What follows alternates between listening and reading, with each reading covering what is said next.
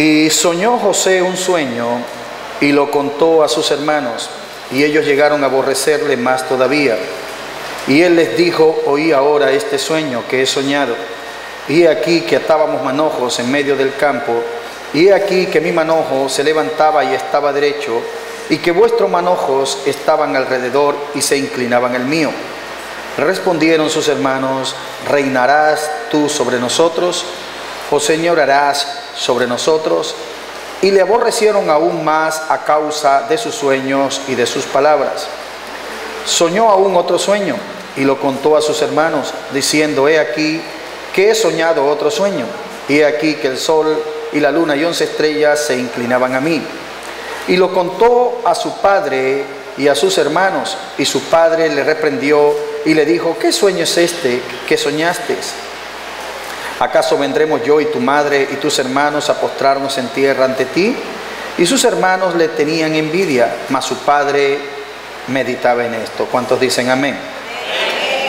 Quiero hablarle hoy a aquellas personas que sueñan, con ser alguien en la vida, aquellas personas que sueñan con dejar una huella en la historia, y aquellas personas que de una u otra manera se han sentido fracasados y ve que pasa el tiempo y pasan los años y no ven hecho realidad sus sueños o no tienen propósito en este mundo. Yo creo que hoy en día, por la maldad que se ha multiplicado en el mundo, y como dice la palabra, que cuando se multiplica la maldad, el amor de muchos se va a enfriar. Y muchas personas que no han visto un norte o no han encontrado, digamos, el clima de su ministerio o el propósito de ellos aquí en la vida. Si hay una persona que se siente en esta condición, esta palabra hoy es para ti. Estamos en los tiempos proféticos, estamos en los tiempos históricos, donde hemos visto maldad en el mundo que años atrás no se veía, pero la palabra de Dios dice que cuando se multiplica la maldad, entonces vemos que el amor de muchos se enfría, pero donde abunda el pecado, también sobreabunda la gracia. Estamos en el tiempo donde estamos comprometidos a ver a Dios, a hacer cosas que van a opacar ese mal que se ve en el mundo.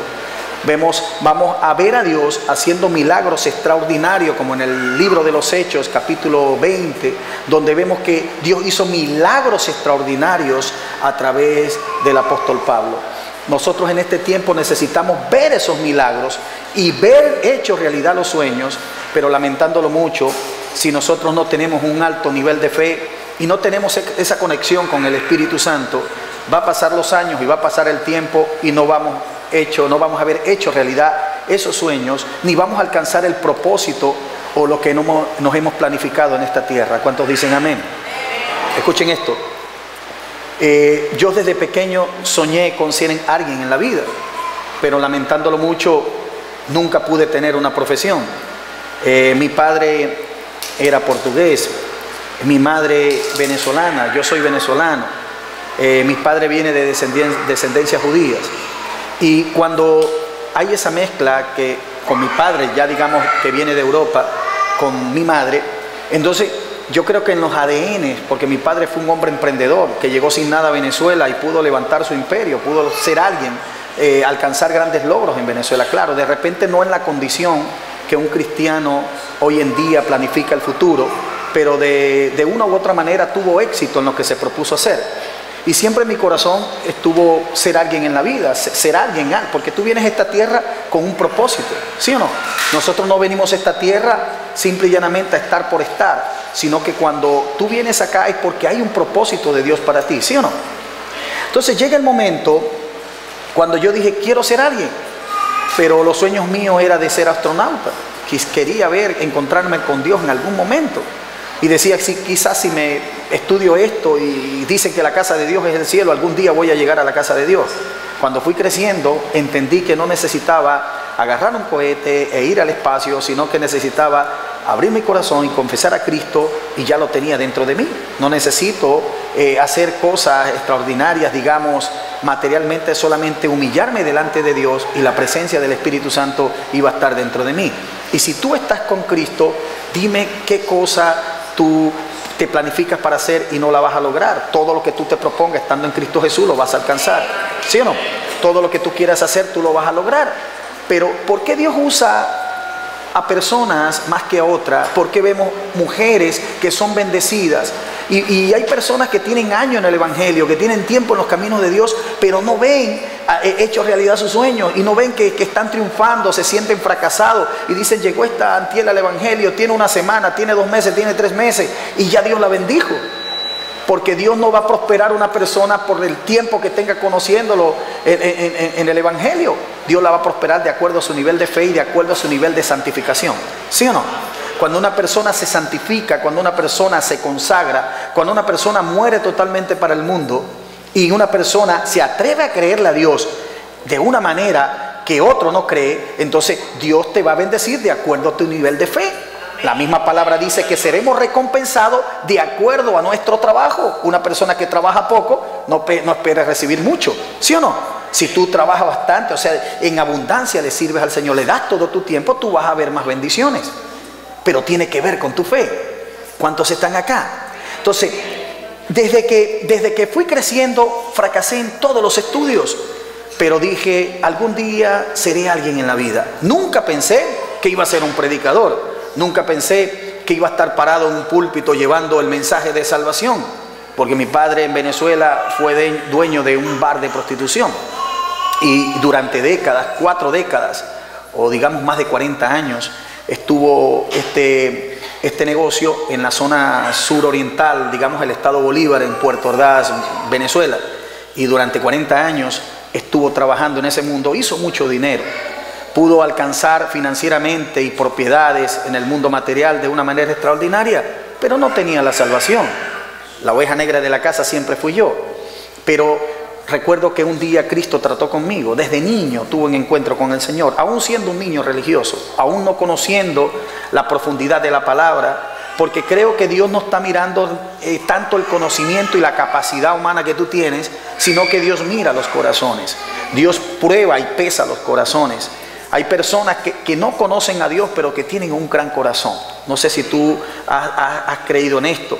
Hay personas que están en el mundo, que son religiosas, que quizás están siendo esclavizadas en el pecado, pero quizás Satanás los engañó una vez y como desconocen la verdad, el diablo los tiene esclavizados. Pero tienen buenos corazones, ¿sí o no? Tienen buenos corazones, hasta un corazón que transmiten más amor que muchos que tienen años en los caminos del Señor, ¿sí o no? Porque los años no te dan un gran corazón. A ti lo que te da un gran corazón, es tu comunión que tengas con el Señor, ¿sí o no? Eso es lo que te da un gran corazón. Que tú te propongas guardar los mandamientos, que tú te propongas creerle a Dios y guardar y servirle. Si tú me amas, dice la palabra, guarda mis mandamientos, ¿sí o no? No estar sentado en una silla. Entonces, el Espíritu Santo empezó a tratar de una manera que yo decía: Señor, quiero ser alguien en la vida. Quiero llegar a ser alguien, pero no pude alcanzarlo en el mundo secular porque fracasé en todos los estudios. Pero cuando cayó sobre mí un cable de electricidad en una ocasión, tenía una discoteca móvil, trabajaba de vez en cuando con mi padre en el bar, y cuando tuve esa prueba, que estuve al borde de la muerte, entonces en ese momento digo: o corro o me encaramo, algo tengo que hacer, porque sentía cosas que no había sentido, sentía espíritus de muerte, sentía que el corazón se me paraba, sentía que no podía respirar. Y cuando tú estás en la agonía, el que no cree en Dios en ese momento, tienes que creer, ¿sí o no? Tienes que creer. Estaba contra la pared, ¿qué hago? Yo le digo: Dios mío, tienes que existir tú. Yo no creo que tú vas a crear un hombre para que muera en esta condición y le echen tierra y se lo coman los gusanos. Tiene que haber algo más allá después de la muerte, o una bendición, una vida eterna, o una condenación. Pero siempre mis vecinos fueron cristianos y ellos me hablaban de un infierno, hablaban de un cielo que yo no creía. Pero dije: Señor, si es verdad que tú existes, ahora yo quiero probarte, quiero que tú me lo demuestres salvándome. De verdad no quiero irme a un lugar de perdición. Y en esa agonía, no fue cuestiones de horas, duré como una semana. Después me calmaba y me venía la situación durante 3 meses. Y tuve aproximadamente 3 años siendo perturbado por espíritus demoníacos que no sabía, pensaba que eran enfermedades, pero hoy entiendo que eran espíritus. Fui atacado por trombosis, fui atacado por ACV, fui atacado por parálisis del cuerpo, paralizándoseme medio cuerpo, la boca yéndoseme hacia un lado, sentir infartos que sentía ya que el corazón se me iba a explotar, cosas como esas. Y los médicos lo que me decían es: come sano, tienes que mantener la calma, tienes que hacer ejercicio, tienes que tomarte estas pastillas. Me daban unas pastillas en Venezuela que llamaban como Lexotanil y el Ativan, que lo usan para controlar el sistema nervioso, que son drogas legales que venden en la farmacia.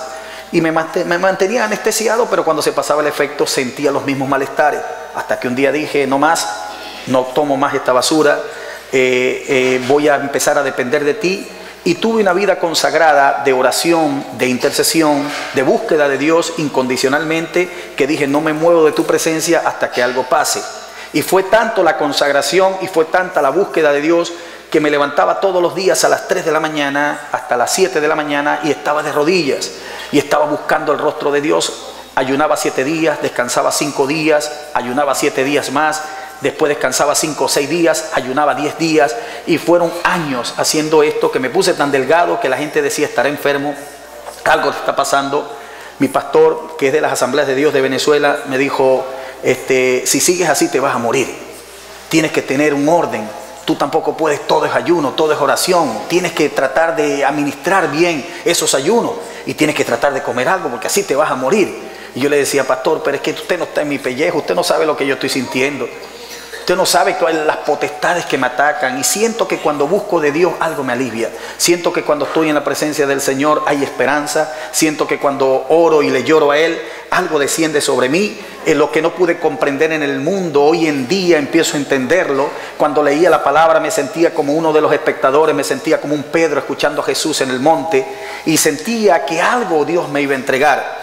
Después de tantos años de humillarme delante de Dios, un día recuerdo que entró por la ventana de uno de los baños, entró una brisa, un viento que me asustó al principio, y cuando pensé que era un muerto, pensé que era un demonio, y cuando veo que una voz que me dice: es mi Espíritu Santo que viene a fortalecerte, sigue adelante y te voy a bendecir. Y empecé a clamar a Dios y a decir: Señor, ¿cuál será la bendición? Porque mucha gente cree hoy en día que cuando piden bendiciones a Dios o piden una palabra de Dios por medio de un profeta, quieren que lo manden a las naciones. Lo primero que quieren es que el Señor le llene la nevera, o lo primero que quieren es que Dios le dé cosas materiales, y a eso llaman bendición. El libro de Malaquías capítulo 1 y en el capítulo 2 vemos cómo Dios maldijo las bendiciones de un pueblo que no honraba al Señor, sino que honraba a los gobernantes, pero no honraba a Dios. Y el Señor dice: yo maldeciré tus bendiciones. En pocas palabras, que hay bienes materiales que están malditos por Dios. Porque más vale lo poco del justo que la riqueza de muchos pecadores. Más vale $1 que te dé Cristo, que te dé el Señor, que lo que te pueda dar el enemigo, el diablo, y te pueda dar abundancia. Dios valoriza lo poco que tú tienes. En los tiempos de Jesús, Él recolectaba ofrendas y los fariseos daban mucho dinero, pero el Señor no les tomaba en cuenta. Pero vino una viudita y dio 2 blancas y dijo: ella dio más que todos ustedes. ¿Por qué valorizó más lo de esta pobre mujer que aquellos que daban en abundancia? Primero, porque daban lo que les sobraba. En cambio, esta mujer lo que había ganado se lo ganaba con integridad, y todo lo que tenía lo dio. O sea que si hubiese tenido $2 millones lo hubiese dado también. Entonces Dios prueba y pesa los corazones. Dios te va a evaluar de acuerdo a tu capacidad, de acuerdo a tu fe, de acuerdo al amor que está en ti. ¿Cuántos pueden entender lo que estoy diciendo ahora?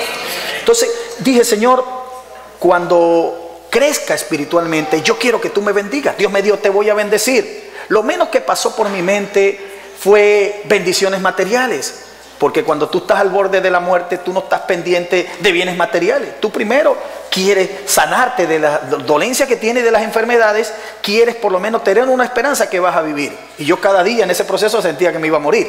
Yo decía: yo quiero tu bendición, yo quiero que tú me bendigas.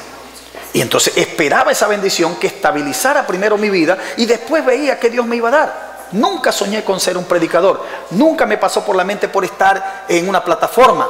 Pero ¿qué sucedió? El Espíritu Santo me hizo un predicador porque Él le plació. No hay Eliseos si no hay en Elías primero.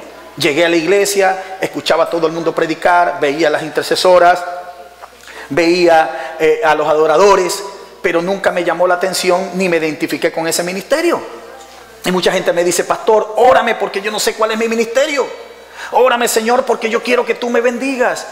Yo quiero saber cuál es mi rol en esta tierra. Y es fácil, no necesitas meterte 40 días de ayuno, no necesitas decirle a un pastor que te ore para que sepas cuál es tu ministerio, sino que aquello que te identifica, aquello que te llama la atención. Si tú ves a una persona adorando y adoras tú a Dios, pero no te identificas que tú quieres estar en el altar adorando, entonces ese no es tu ministerio. Pero si tú ves un intercesor y dices, ¿quién orara como esa mujer? ¿Quién intercediera como esa mujer? Entonces te está llamando la atención ese ministerio, y lo más seguro es que Dios te quiere usar en esa área.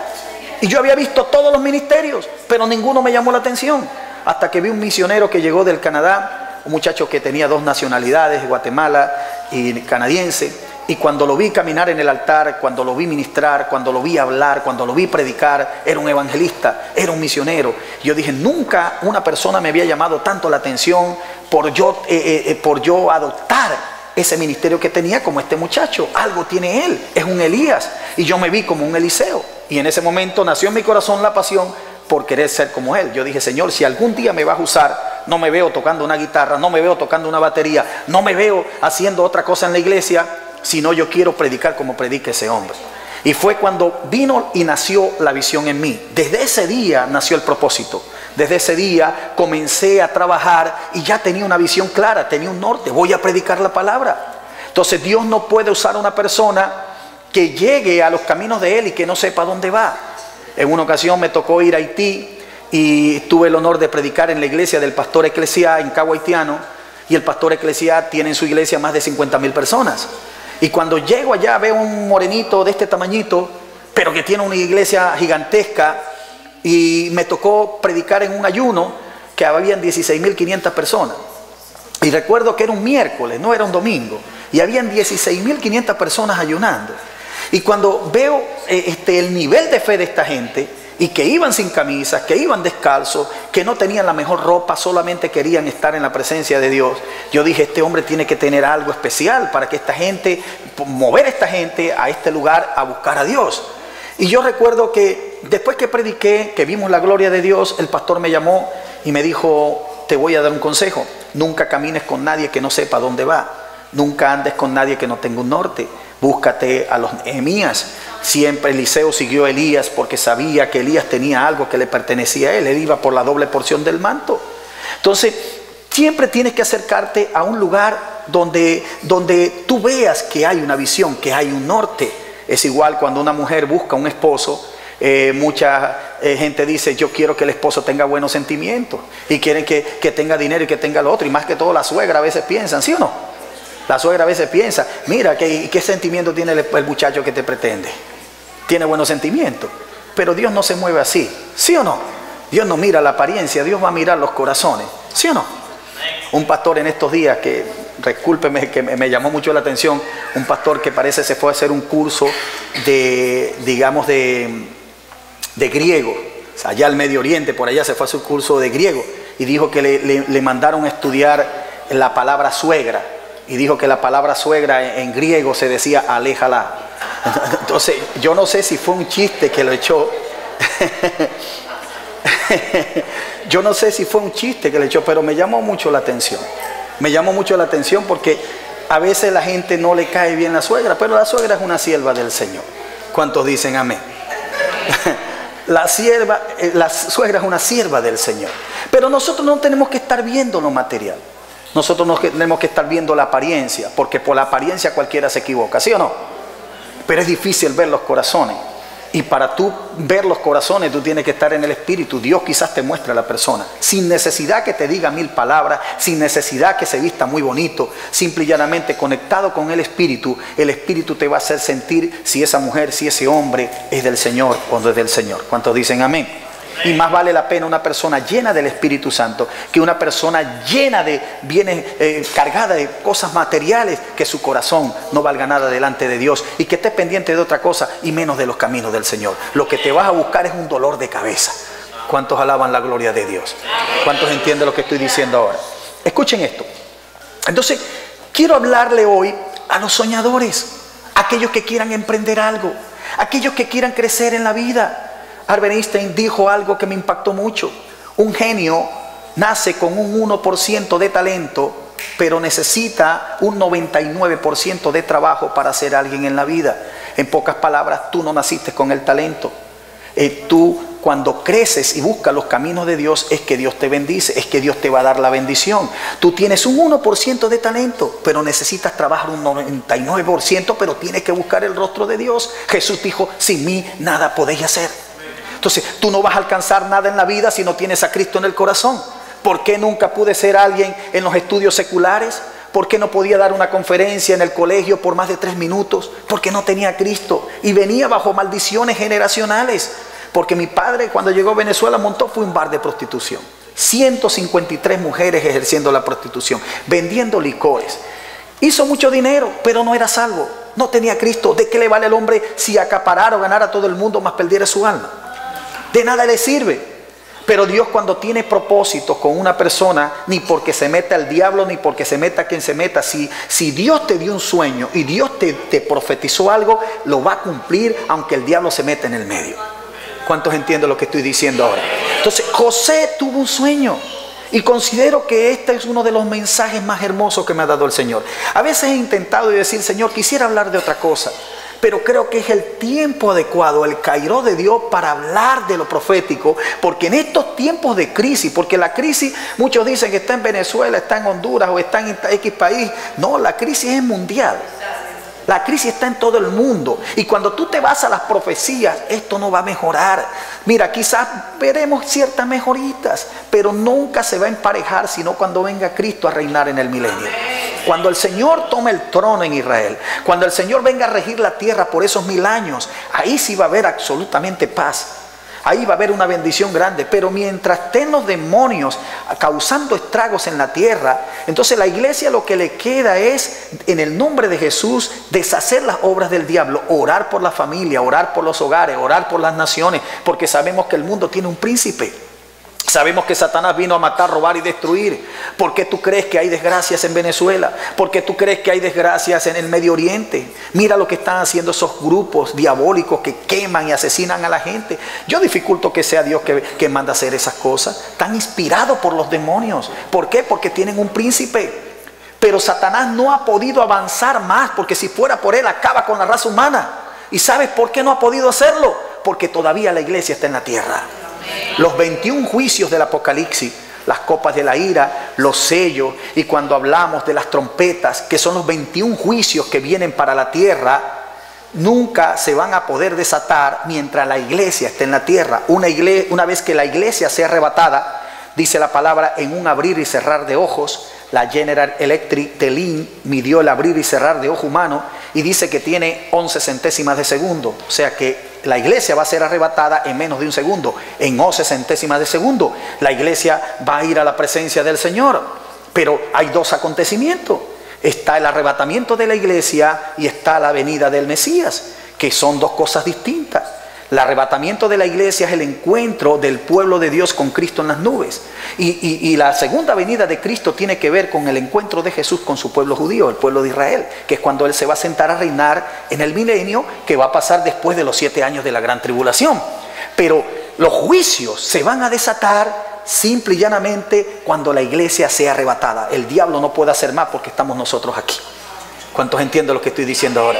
Si fuera por él, acaba con toda la raza humana. Pero mientras esté la iglesia, él está detenido. Hay demonios encarcelados en el infierno que no pueden salir hasta el tiempo del juicio. Todos están preparados para el tiempo del juicio. ¿Qué debemos hacer nosotros? Transmitir una palabra de esperanza, predicar la salvación, aprovechar en este tiempo que todavía el Señor nos puede usar para salvar a la humanidad. ¿Cuántos seres queridos tienes tú que no le predicas? ¿Cuántos familiares tienes tú que no conocen la salvación? ¿Cuántas personas están esclavizadas en la idolatría, en la fornicación, en el adulterio, en tantas cosas que el diablo le ofrece? ¿Y nosotros qué hacemos? Nosotros, para poder salvar a esa gente, tenemos que estar llenos del Espíritu Santo. Hoy mi país atraviesa una de las crisis más fuertes. He visto cosas que le revienta el corazón a cualquiera. Y en muchas ocasiones me ha pasado por la mente también salir corriendo. Es más, una vez quise salir corriendo y Dios me paró. ¿Qué haces tú? Tú no puedes salir corriendo. Tú tienes que pelear por tu pueblo. Tú tienes que transmitirle una palabra de esperanza. Tú tienes que ayudar a esa gente. ¿Cuántos están acá? Escucha esto. Pero cuando Dios te da los sueños, aunque sea la crisis más grande, se van a cumplir. Y los sueños que Dios da van por encima del razonamiento e entendimiento humano. Hace unos años, creo que unos 2 años, no sé si más, vi un comentario de un gran escritor, que fue que lo vi por casualidad, lo vi en el Facebook, que alguien copió y pegó, un gran escritor que pudo escribir lo siguiente. Recuerdo que dijo algo así: cada vez que tú sueñas, lo soñado te afecta en el consciente en un 95%. Cuando tú tienes un sueño y estás durmiendo, está activo en un 100% tu subconsciente. Pero cuando tú te despiertas, lo que tú recibiste en el subconsciente, en el sueño, te afecta cuando estás despierto, que es el consciente, en un 95%. Eso lo escribió alguien que no recuerdo su nombre, pero sé que dijo: el mundo está maravillado, porque el escritor fulano de tal hizo un gran descubrimiento. Lo que tú recibas en el sueño, en el subconsciente, te afecta cuando la persona se despierta en el consciente en un 95%. Él lo descubrió ahora en este tiempo, pero la Biblia lo dice hace muchos años, desde el libro de Génesis. ¿Sí o no? ¿Por qué? ¿Por qué Dios le habló a José en sueños? ¿Y por qué no le habló despierto? ¿Tú no te has preguntado eso? ¿Tú no te has preguntado el por qué tú a veces tienes sueños que te ves con millones de dólares? ¿Te ves sueños que te ves en una plataforma predicando? ¿Tienes sueños que te ves con un micrófono adorando a Dios en las multitudes? Yo me veía en estadios gigantescos. Me veía en canales de televisiones que hoy en día lo estoy viendo en lo material. Pero anteriormente lo veía en sueños. ¿Tú no te has preguntado que sueñas con casarte con la mujer más hermosa del mundo? ¿Con el hombre más perfecto? ¿Tienes esos sueños? ¿Sí o no? Pero a veces no los ves realidad. Y pregunta: ¿por qué me vienen estos sueños? Personas que me han dicho: pastor, yo sueño que entro a las cárceles, que entro a los hospitales, que oro por los enfermos y Dios los sana. Pero la fe sin obra es muerta en sí misma. Tú puedes tener sueños, pero si tú no tienes obra, ¿de qué te sirven? Tú puedes tener fe, pero ¿dónde están las obras? Muéstrame tus obras. ¿Sí o no? Cuando estaba el cojo en la puerta de la hermosa, Pedro sabía que no tenía fe. Y Pedro le dijo: yo no tengo oro ni plata, pero de lo que tengo te doy. Levántate y anda. Pero dice la Biblia que Pedro lo tomó de la mano. ¿Por qué le dio ese alón? Lo llamó hacia él. Porque él no tenía fe. Entonces él estimuló la fe del cojo y lo aló de la mano y empezó a caminar. ¿Se entiende lo que estoy diciendo? Entonces la fe sin obra es muerta en sí misma. Tú quieres ser un gran cantante, canta aunque sea en el baño. ¿Sí o no? Tú quieres adorar a Dios, mira aunque sea en el patio de tu casa. ¿Sí o no? Pero tienes que estimular esa fe, tienes que ejercitar esa fe. ¿Sí o no? Tú quieres ser un predicador, ¿por qué no sacas ni un mensaje? ¿Por qué no preparas un pequeño bosquejo y predícala aunque sea a tus hijos? Predícala aunque sea al patio, al campo. Te vas a un campo y te pones a predicar como yo hice cuando empecé. Yo le predicaba a las matas. Pero estaba ejercitando la fe.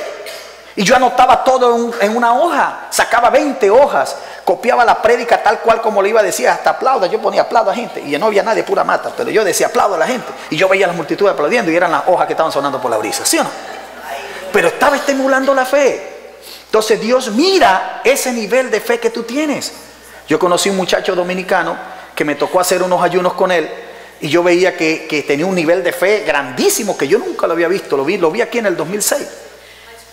Y yo una vez me tocó hacer silicio, tirarme en el piso a ayunar con él, durmiendo en el piso. O yo no sabía que era silicio.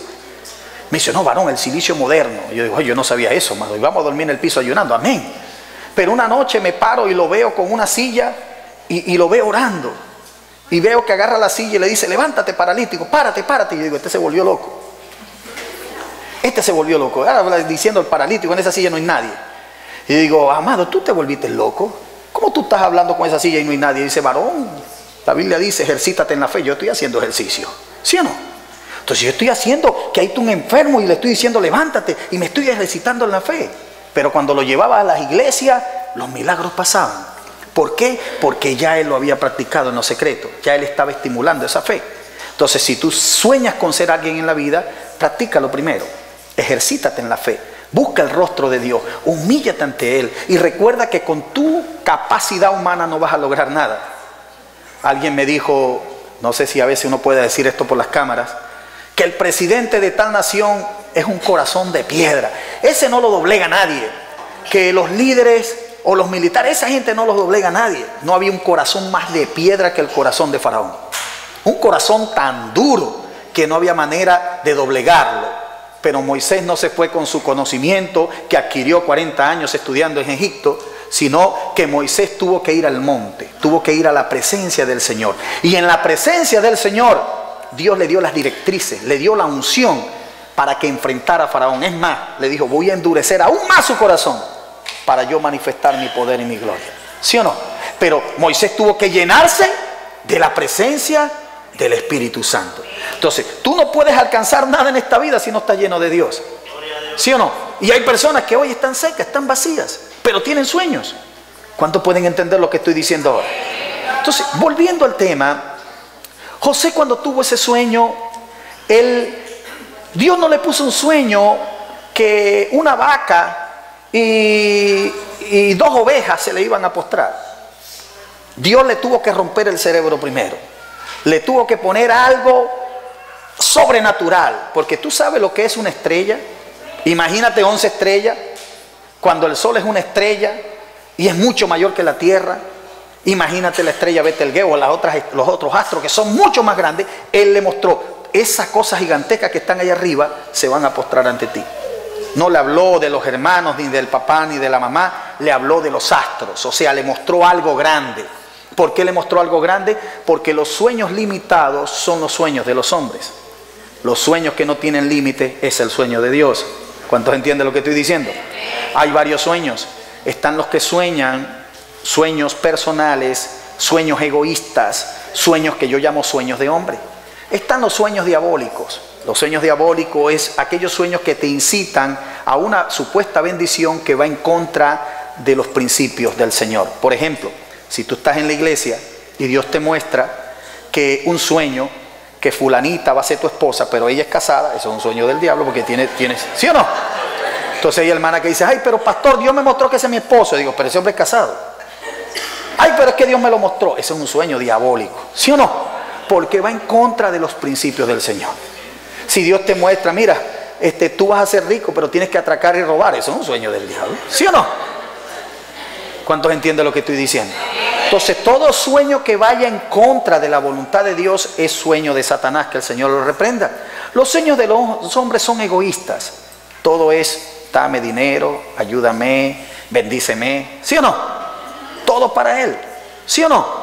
Para satisfacer su ego. La Biblia dice, pedí y no recibí porque pedí mal, para gastar en tus deleites. La iglesia tiene necesidad, los enfermos tienen necesidades, las viudas tienen necesidades, y tú enriqueciendo, compras un televisor, el día de mañana no te gusta, compras otro, dices, no, yo voy a bendecir cuando esté más estable. Tienes la casa de tus sueños, ya quieres una en la playa, ya quieres un yate, ya quieres una allá en Punta Cana, ya quieres una en otro lugar. Entonces nunca vas a satisfacer el ego. Como dijo uno, Señor, si tú me dieras $1.000.000 yo te bendigo. Dios le dice, bueno, pero comienza con los $5 que tienes, ¿sí o no? Entonces cuando tú vas a honrar a alguien, tú no necesitas ser millonario. Comienza con el chelito que tiene, comienza con los pesitos que tiene, comienza con el dólar que tiene. Porque mira, el que Dios prueba en lo poco y lo haya fiel, Dios le va a dar en lo mucho, lo va a multiplicar, lo va a honrar y lo va a bendecir. ¿Cuántos entienden lo que estoy diciendo ahora? Entonces comencemos con lo poco. Comencemos con lo poco. Dios va a probar tu nivel de fe así. Dios va a probar tu integridad desde pequeñito, tu bajo nivel. Él va a decir, si Él es fiel acá, si lo pongo en lo mucho también me va a honrar. ¿Cuántos entienden lo que estoy diciendo ahora? Escucha esto. Los sueños de Dios en este tiempo es donde vamos a verlos hechos realidad. Dijo un gran predicador de Chicago, los milagros más extraordinarios que he visto en la iglesia o en el ministerio que Dios me entregó, no ha sido cuando tengo la nevera llena, no ha sido cuando tengo todo color de rosa, ha sido en los momentos de crisis, de hambre, de persecución, es donde abro mi boca y el Señor se glorifica. ¿Cuántos entienden lo que estoy diciendo ahora? Estás aquí, iglesia preciosa. Escucha esto, dijo un científico llamado David Block de la Universidad de Johannesburgo, Sudáfrica. Dijo que si tú quisieras contar las estrellas de la Vía Láctea, una estrella por cada segundo, te tomaría 12.500 años. Imagínate contar las estrellas solamente de la Vía Láctea, una estrella por cada segundo, te tomaría 12.500 años. Imagínate cuando Dios le dijo a Abraham, alza tu mirada hacia el cielo y cuenta las estrellas, si puedes contarlas, así será tu bendición. Imagínate si contar las estrellas de la Vía Láctea, una estrella por cada segundo, tomaría 12.500 años, solamente la Vía Láctea, no metiendo las 50.000 millones de galaxias que supuestamente han encontrado hoy en día, y la Vía Láctea, que es una de las más pequeñas, que dicen que tiene más de 100.000 millones de cuerpos entre soles, planetas y estrellas. Imagínate cuántos trillones de monstruos en el espacio hay, y que Dios le diga a Abraham, cuenta eso. Y si tú puedes contarlo, también vas a contar tu bendición. O sea, Dios le prometió una bendición a Abraham que le rompió el cerebro. ¿Cuántos entienden lo que estoy diciendo ahora? Entonces, cuando Dios te promete una bendición, Dios te va a romper el cerebro. Entonces, imagínate, vengo fracasando en la primaria, fracasando en la secundaria, fracasaste en el kinder, en la preparatoria, y vas a ser un predicador. Y yo, imagínate, cuando estudié la neogenología, yo digo, ¿quién se aprende esos nombres que son difíciles de pronunciar? ¿Sí o no? Pero cuando Dios te llama y te da un sueño, Él lo va a cumplir. Y cuando yo empecé a estudiar la palabra, soñaba y decía, Dios mío, quiero conocerte, solo eso. Pero cuando vi un Elías, dije, yo quiero ser como él. No hay Eliseos si no hay Elías primero. Entonces necesitan levantarse los Elías en este tiempo. Y quizás tú seas un Elías para que muchos te persigan, para que muchos vayan detrás de ti siguiendo al Señor. ¿Cuántos entienden lo que estoy diciendo ahora? Pablo dijo, ser imitadores de mí, así como yo de Cristo. Porque tiene que haber un modelo a seguir. En este tiempo no vemos más avivamiento ni más bendición porque faltan los Elías que se levanten. ¿Cuántos están acá? ¿Cuántos pueden entender lo que estoy diciendo ahora? No hay un pueblo más sufrido, ni hubo un pueblo más sufrido que el pueblo de Israel. Por 2500 años estuvo exiliado por el mundo. No tenía un lugar donde decir, esta es mi tierra. Por más de 2550 años Israel no tuvo una tierra. Hasta que un día Dios le profetizó en el valle de los huesos secos, un día los voy a plantar y jamás serán desarraigados. Y cuando los plantó el 14 de mayo del año 1948, Israel llegó a la tierra palestina y empezó a comprar casas y propiedades, y un día se levantaron, nosotros somos Israel, levantando la bandera de David y estableciendo su nación, porque Dios un día lo profetizó. Aunque el diablo se levante, dijo Dios, yo los voy a plantar y jamás serán desarraigados. ¿Por qué? Porque estaba en el corazón de Dios. Cuando Dios te da una promesa es porque ya ese sueño estuvo en él. ¿Cuántos entienden lo que estoy diciendo? Esta iglesia, antes de que el pastor Ediberto la fundara o la estableciera, ya esta iglesia estaba en el corazón de Dios. Entonces los sueños nacen no en ti, sino en el corazón de Dios. ¿Cuántos pueden entender lo que estoy diciendo ahora? Nosotros nos enteramos de último. Nosotros somos los últimos que nos enteramos. Pero viene un tiempo histórico y profético donde Dios va a hacer algo grande contigo. ¿No te has preguntado por qué la gente con problemas te llama? ¿No te has preguntado por qué se te levanta familiares en contra tuya? ¿No te has preguntado por qué tienes tantas circunstancias difíciles? ¿Sabes por qué vienen esos problemas? Porque tú eres importante. Y cuando una persona es importante, Satanás lo sabe. Y Satanás trata de ahogar los sueños. José tuvo sueños. Y los primeros que se le levantaron fueron los de su casa. El primer enemigo que vas a tener tú, mira, mucha gente dice el diablo tú lo reprendes y se va. Pero cuando el diablo se encarna en un ser querido, ¿cómo tú peleas con esa persona? Cuando nuestra lucha no es contra sangre ni carne. Los primeros enemigos de los sueños de José fueron sus hermanos. Y el diablo los utilizó para ahogar los sueños. Y lo tiraron en la cisterna, no porque, mira, Dios la vació porque estaba vacía. Porque si estuviera llena le ahoga los sueños. Pero Dios se encargó de vaciarla porque era un sueño de Dios y no podía morir esos sueños. ¿Sí o no? Pero después que pasa el proceso, toda la maldad que le hicieron los hermanos, cuando ya José llegó al palacio, él quería transmitir un odio hacia sus hermanos. Estaba molesto cuando escondió la copa en el saco de Benjamín.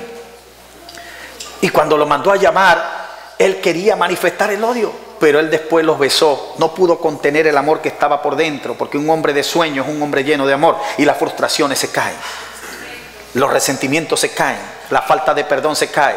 Y él no pudo pagarle con la misma moneda, sino que dijo que lloró tan fuertemente que no se pudo contener, que le dijo, yo soy José, vuestro hermano, al que ustedes vendieron. Ellos dijeron, Señor, José, lo que hicimos contigo. Y le dijo, no se sientan mal, todo era un plan de Dios. Porque si ustedes no me tiran en esa cisterna, los ismaelitas no me compran. ¿Sí o no? Y por causa de eso que ustedes me hicieron, yo vine a parar el palacio de Faraón. O sea que todo obra para bien. Mira, esas personas que te golpean, que te critican, mujeres que se quedan solas, hombres que son abofeteados, personas que se quedan sin trabajo. Porque cuando tienes el trabajo y tienes color, no buscas a Cristo, no buscas la bendición, pero cuando te quedas solo, viene alguien que te predica y te trae a la iglesia. ¿Sí o no? Entonces, mira, si no te tratan mal, tú no buscas a Cristo. Si a mí no me hubiese caído ese cable corriente, yo no estuviera predicando. ¿Sí o no? Entonces, todo fue un propósito de Dios. Entonces, no te sientas mal. Preocúpate por hacer realidad los sueños que Dios te dio en una ocasión. ¿Cuántos están acá? Hubo un gran hombre que estuvo predicando en un cementerio, estuvo predicando en Londres y lo llevaron a un cementerio. Y él dice, me gusta ver lo que dicen las lápidas, porque cada vez que veo lo que dice una lápida, yo veo si ese hombre dejó una huella en la historia. Y si ese hombre no dejó una huella en la historia, entonces no fue nadie en la vida, decía este hombre. Y cuando veía las lápidas decía, nació en el año 1940 y murió en el año 1970. Él dice, vivió tantos años, ¿qué dejó? Dice, tu madre, tu esposa y tus hijos te queremos. Dice, bueno, sería el colmo que la familia no lo quiera. ¿Qué huella dejó en la historia? Para mí no dejó nada. Veía otra lápida que decía, nació en el año 1830 y murió en el año 1870. Vivió tantos años, ¿qué huella dejó? Fue un gran escritor. ¡Wow! Un gran escritor. Fue alguien en la vida. ¿Sí o no? Tú vienes a esta tierra con un propósito, tienes que dejar un legado. Dijo, pero que vio una lápida que decía, nació en el año 1990 y murió en el año 1994. Y él dijo, Señor, y se echó a llorar. Vivió 4 años. No hizo realidad sus sueños.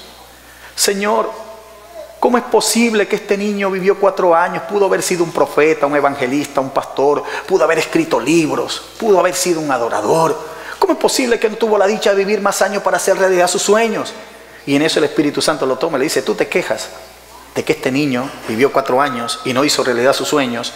Y tú que tienes 55 y no has hecho los tuyos.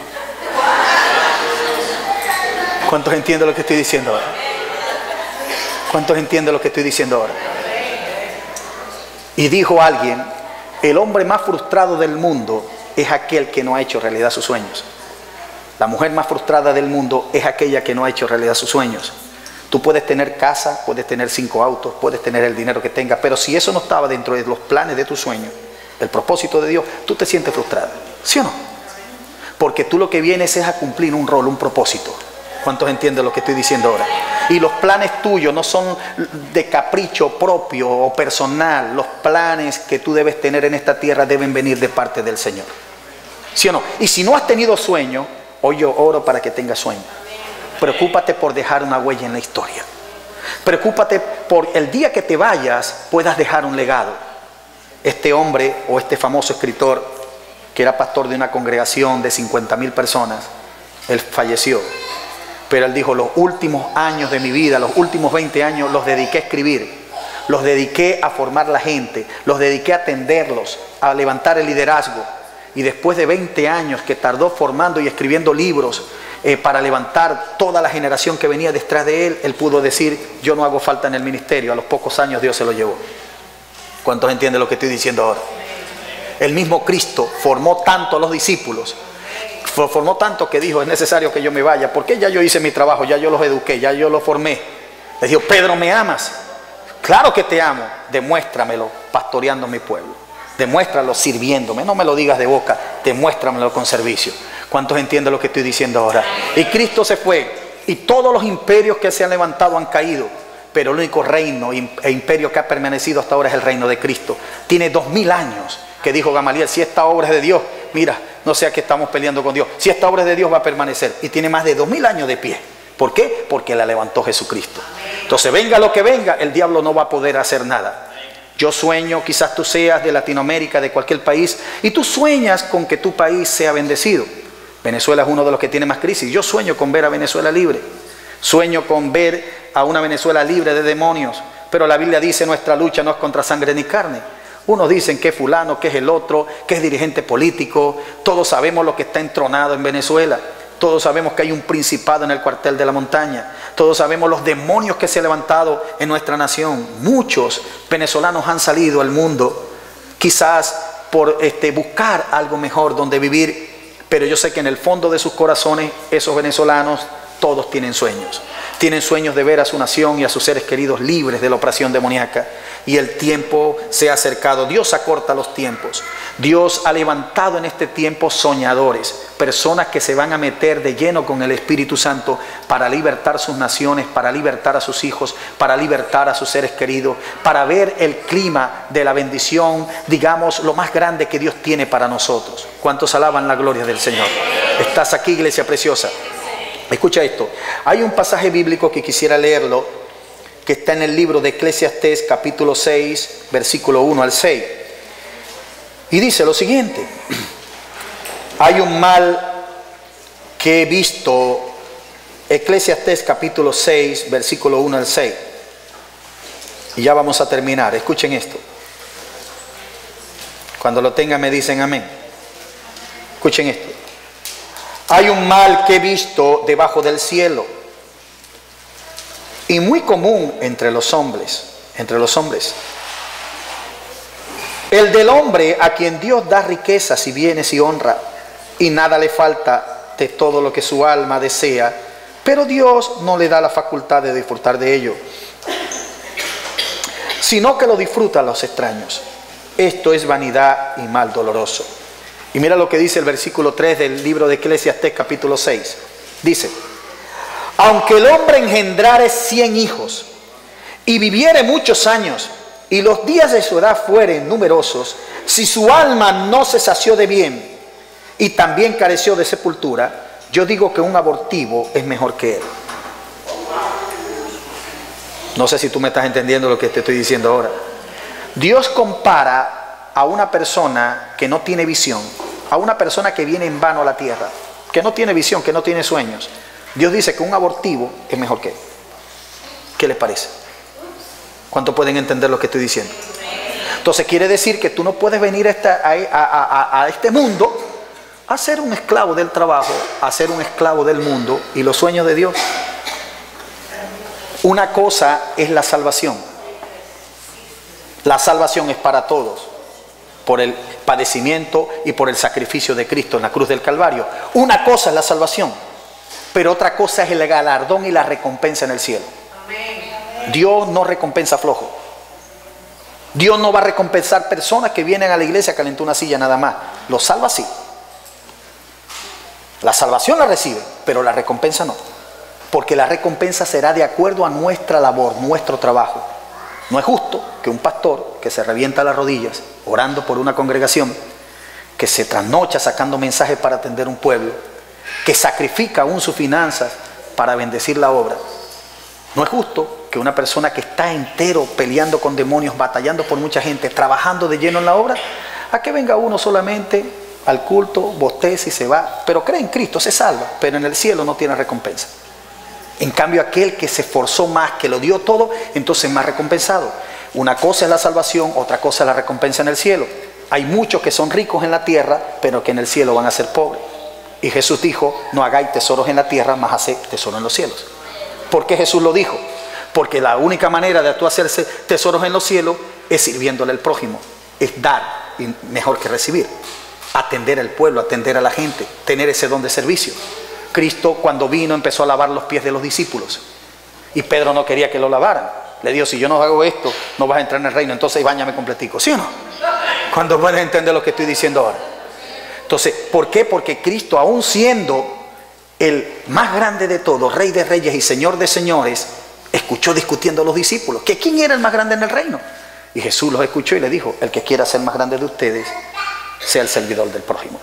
En pocas palabras, lo que te hace grande es el don de servicio. Es lo que más tú sirvas. Que te vaya a llamar: ay, se humilló. Cristo no tenía pecado y se humilló en la cruz por ti. ¿Sí o no? ¿Cuánto pueden entender lo que estoy diciendo ahora? Entonces, no confundan la salvación con recompensa.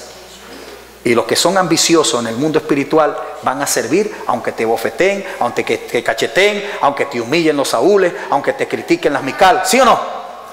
Tú vas a buscar el rostro de Dios y le vas a servir. Levántese el diablo que se levante, pero tú dices, yo no lo voy a hacer porque recompensa de hombre, sino porque yo debo obedecer a Dios. ¿Cuántos entienden lo que estoy diciendo ahora?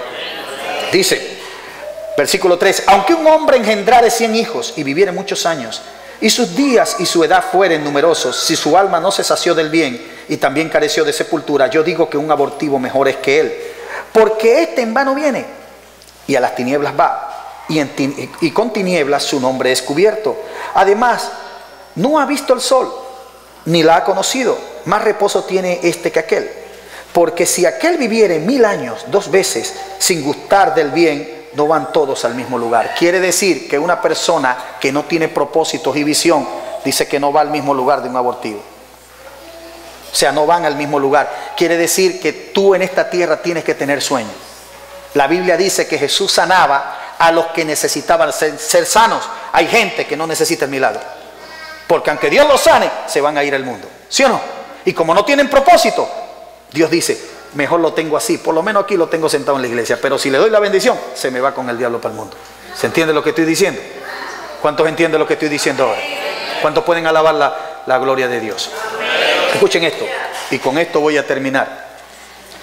Allá en Venezuela, nosotros tenemos varios ministerios. Ministerio carcelario, ministerio de pequeños discípulos, de niños, MEMPU. Tenemos el ministerio evangelístico, y aparte los ministerios familiares que están dentro de la iglesia. Pero hay un ministerio evangelístico en que nosotros hacemos actividades y cruzadas gigantescas en Venezuela, en diferentes estados.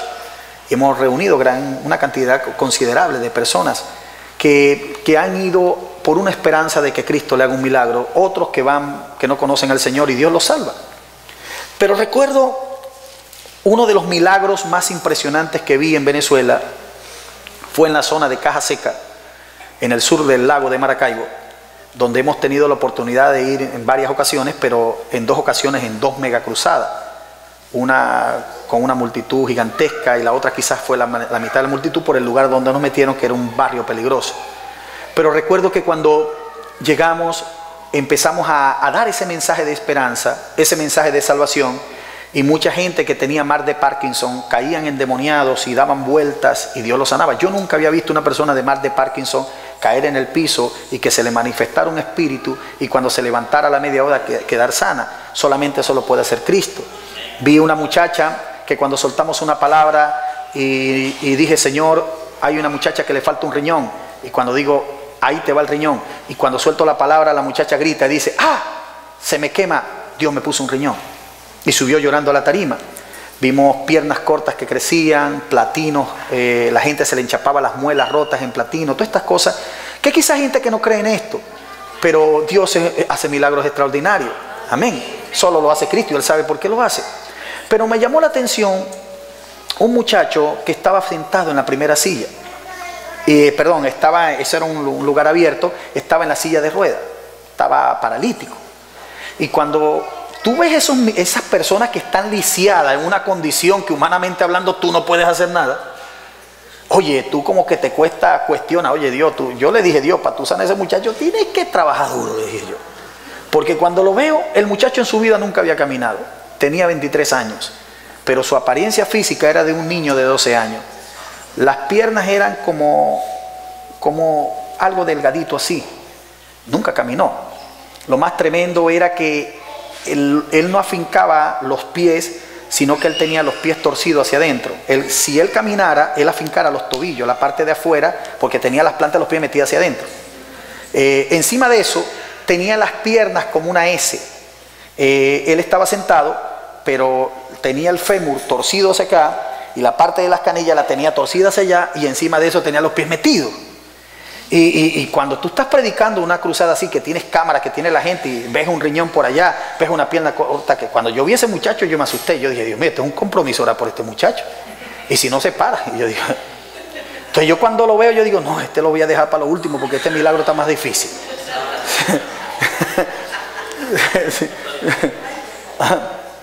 Entonces empiezo yo a orar por los milagros más fáciles, como si acaso a Dios le importa. ¿Sí o no? Entonces empiezo yo a predicar y sigo predicando, pero yo lo estaba evitando porque era un compromiso con ese poco gente ahí, esas cámaras, y yo lo veía humanamente. Y la cara era como síndrome de Down, tenía la boquita así, como ido, como que no pensaba. ¿Cómo le estimulo la fe si está como, está ido? Y yo digo, Dios mío, yo no sé qué hacer. Y yo trataba de darle la vuelta a la gente y quitarme el muchacho encima. Y el muchacho ahí. Entonces en una de esas, la gente me insistió tanto que me decía, aquí está uno, pastor, ven a orar. Entonces yo agarro y me bajo de la tarima y digo, ahora sí me lleno de fe. Y trataba de no ver lo que estaba delante de mis ojos, ver a Cristo. Y me tiro de la tarima y empiezo abajo de la tarima y agarro, le digo, párenlo de la silla. Y lo paran de la silla. Y yo digo, Señor, pero si existe otro milagro, ¿por qué no puede hacer esto? Y lo paraban de la silla, pero él estaba ido. Y lo paraban y se volvía a caer en la silla. Y digo, quítenle la silla y pónganlo a caminar. Y le quitaron la silla y con los piecitos torcidos y los tobillos lo arrastraban por la arena, porque era arena y rocosa. Y yo digo, le están lastimando los pies a este muchacho no se endereza, no camina nada. Y Dios mío, ¿qué tiene? Y empecé a soplarle en la cara.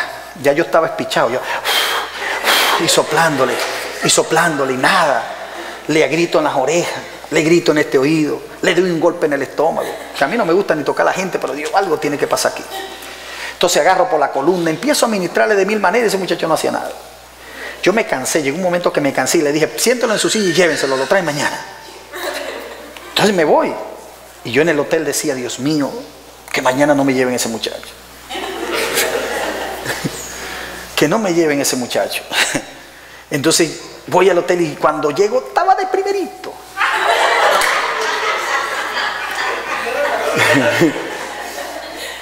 Y yo empiezo a sudar nuevamente. Empiezo a sudar porque era incómoda la situación. ¿Sí? Los milagros los hace Cristo, ¿sí o no? Pero de que a quien te critican es a ti, ¿sí o no? Entonces yo digo, Dios mío, qué tremendo. Y yo digo, ¿qué hago? Sigo, predico, extendí la prédica, se fue la luz una hora. Yo digo, se fue la luz, ese se va a ir. Nadie se fue de ahí de la cruzada. Una hora después llegó la luz. Sigo predicando. Y me extendí casi una hora más. Y cuando veo a la gente ahí, no se iba. Hago el llamado. Pasó hace poco gente a aceptar a Cristo. Y el muchacho ahí. Cuando ya eran casi las 11 de la noche, pastor, aquí está. Y yo digo, me toco otra vez. En el nombre de Jesús me tiro a la tarima otra vez. Vamos a ese muchacho y lo agarro por la cabeza. Le soplan los oídos, le soplan la frente, le soplan la nuca. Lo agarro por los brazos. Párenlo otra vez, arrástrenlo. Nada, no hacía nada. Y me veía como que no pensaba. Yo dije, no, acuéstenlo, siéntelo ahí, tráiganlo mañana. Y me voy para el hotel. Yo tenía una lucha esa noche, me puse en vigilia, oraba, decía, Señor, ¿qué hago para que ese muchacho reciba el milagro? Tú tienes que hacer algo. Dios mío, ¿qué hago? Esta gente está mirando a uno y aquí no pasa. Y tú sabes que tú piensas cosas. Y cuando llegó el último día, que era el tercer día de cruzada, el muchacho no lo vi. Y yo me alegro. Yo digo, no lo trajeron hoy. Gracias, Señor. Gracias, Señor. Empiezo a predicar emocionado, creyéndole a Dios por cosas grandes. De repente, digo, ahora sí, colóquense la mano en la parte afectada a los que están enfermos. Si tienes un familiar al lado, colócale la mano. Y así hicimos. Cuando empiezo a decir, le ordeno a las piernas cortas que se estiren. Gritaba uno por allá, ¡ah! Se me estiró la pierna. Niños que no tenían puente, les salía la curvatura. Y digo, le ordeno a los paralíticos que se levanten. Cuando digo así, a los 3 minutos veo un alboroto en el medio de la multitud y se comienza como una onda expansiva en la gente. Y digo, hay una pelea. Y cuando veo, no es una pelea. Cuando veo levantan una silla de ruedas, se paró un paralítico. Digo, no me diga, Señor, que es el muchacho que estaba aquí adelante. ¿Ah? Y cuando veo, era el muchacho que estaba ahí adelante, que venía caminando, pero Dios le quitó los pies torcidos, pero los tobillos, caminaba con los tobillos, no le enderezó las piernas. O sea, los piecitos no se lo enderezó, solamente le quitó la S de las piernas y le estiró las piernas, pero caminaba con los tobillos. Y lo traían por los brazos. Y él venía caminando, pero desde allá hasta la tarima caminó un buen pedazo. Y cuando camina ese pedazo lo suben a la tarima, lo suben del lado derecho y yo lo miro y le digo, cuéntame, ¿qué fue lo que pasó? Y él viene y empieza a decir, yo, pero ya no tenía la cara de síndrome de Down. Tenía la cara como un ser humano, o sea, normal. Y viene y me dice, yo le digo, pero dime, ¿qué te pasó? ¿Qué sentiste? Me dice, yo le dije al Señor que si Él me paraba de la silla de ruedas, yo iba a predicar su palabra. Escucha.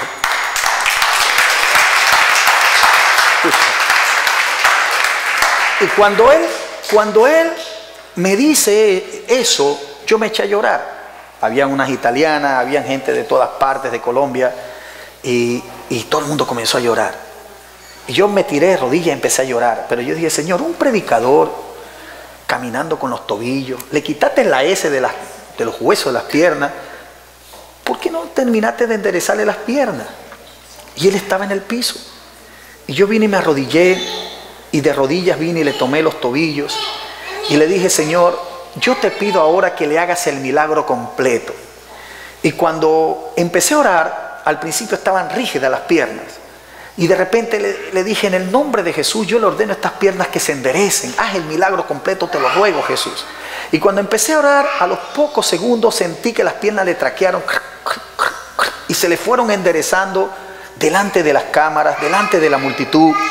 Y todo el mundo se echó a llorar, gloria a Dios, y la gente saltaba, gloria a Dios, Dios hizo el milagro completo. El grupo de adoración fue tomado por el Espíritu Santo, ya no podían cantar, yo no podía, llorando delante de lo que Dios había hecho.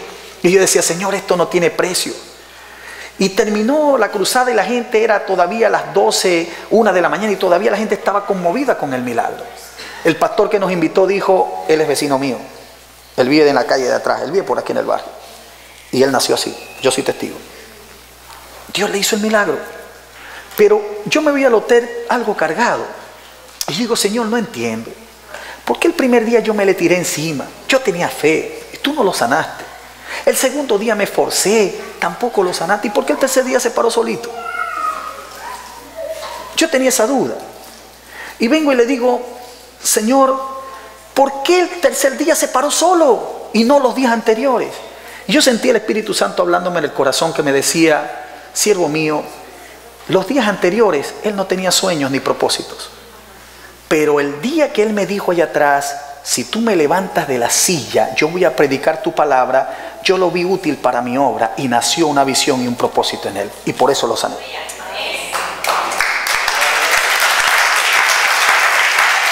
¿Cuántos entienden lo que el Señor está diciendo?